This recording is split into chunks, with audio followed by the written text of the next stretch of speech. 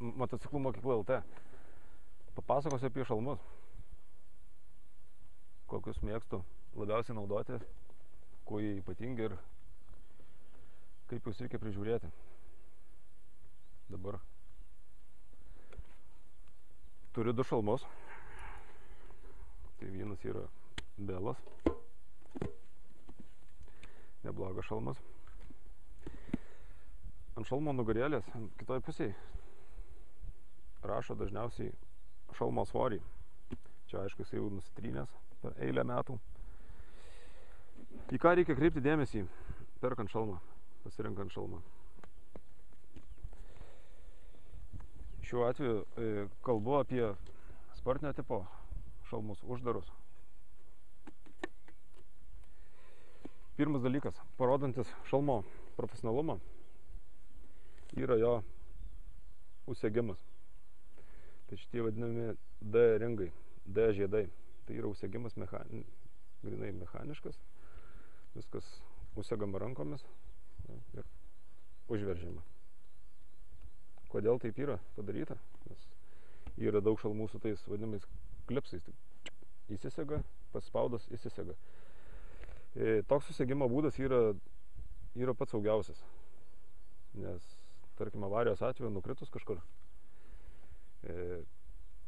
gavus smūgį į šalmą, šie dirželiai dar labiau užsiveržia ir netgi gali įpjauti gerklę, pats sintetinis dirželis, bet šalmas liks ant jūsų galvos. Su tais klipsais šalmas gali nulėkti. Kritimo atveju nuo galvos ir teks tada su makaulė trinktelti į asfaltą. Šalmo stiklas. Šalmo stiklas, jisai čia pas mane nėra greito nuėmimo, jisai grinai atsisuka šešiakančiais.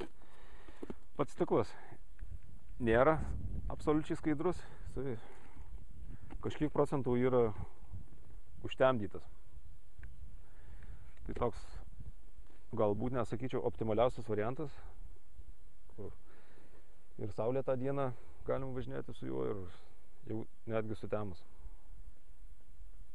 Šiaip ant stiklo netgi rašo tą tamsinimo skaičių, bet čia kol kas nustrynės nematau. Ir plius dar ant stiklo yra apsauga nuo ultravioletinių spindulių. Tai yra šis stiklas turi tą dalyką 400 Nm. Ja. Taip, šalmo vidus. Šalmo vidus. Geriausia rinkti šalmą tokį, kurio vidus būtų išimamas.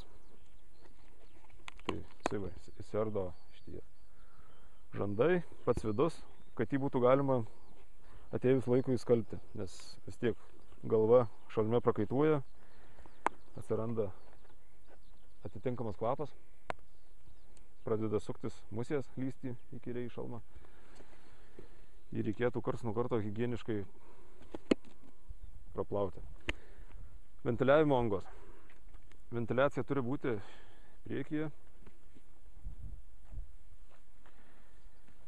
Čia šitam šalme pas mane yra iš apačios mygtukas reguliavimo sklendė, atsidaro.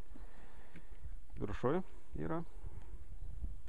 Čia nuo kritimų turbūt sulūžę, bet ir gale irgi tokios, kai važiuoju greitai, lengvas ventiliavimas išeina ir įeina per šitas angas. Jos matosi išėmus šalmo pamušalą.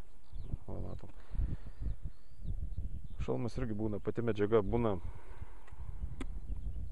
audinys kelių komponentų, būna pats karboninis šalmas, kuris pasižymi tuo, kad yra labai lengvas ir gražiai atrodo, netgi nedažytas, natūralios spalvos. Dar toks dalykas yra šalmo triukšmingumas. Kiekvienas šalmas yra skirtingai triukšmingas. Tarkim, atrodo kažkoks miesto režimu labai lengvas, patogus šalmas, bet išvažiavus į užmiestį, jisai ūžia. Labai kažkoks, matyt, gaunasi vėjo sūkurys ir jisai toks triukšmingas. Taip pat, kaip ir iš pradžių sakiau, yra svoris, kuris irgi labai svarbus, ypač šalmą renkasi ir moterys, merginos, tai irgi joms per sunku šalmas irgi yra problema, nes ant laibo kaklo pavargsta galva laikytis.